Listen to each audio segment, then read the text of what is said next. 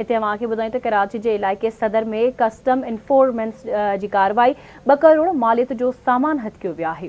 गोदाम में छापे दौरान आला क्वालिटी जो स्मगल थियल शर्टन कपड़ो हथ कयो वियो आहे। ज़ब्त कयल कपिड़े ऐं 2 मज़दा गाड़ियूं कस्टम इख्तियारनि हवाले कयो वियो आहे। कस्टम्स एक्ट तहत केस दाख़िल करे वधीक जांच कई पई वञे।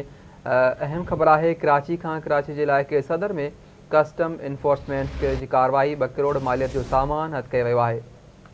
इन हवाले से असां लाइन ते मौजूदु आहे कराची मां आमिर सुप्रो। जी आमिर, हिकिड़ा तफ़सील आहिनि।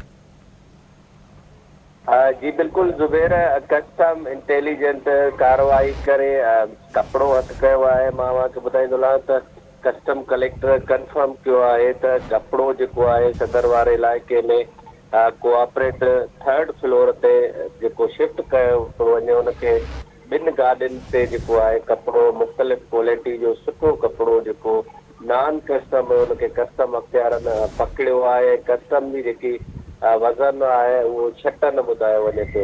हिन जी मालियत जेकी आहे 2 करोड़ खां मथे आहे। कस्टम ज़रिए जो चवणु आहे त ही नॉन कस्टम कपिड़ो जेको आहे 2 मज़दाउनि ज़रिए गोदाम में मुंतकिल करे रहिया हुया त कस्टम अख़्तियारनि उते पहुची करे कार्रवाई कई आहे। जंहिं बाद 2 गाॾियूं बि हथ कयूं आहिनि ऐं हिकु जेको केस आहे पिणु दाख़िल कयो आहे। ठीकु आहे, तव्हांजी महिरबानी आमिर अपडेट करण लाइ।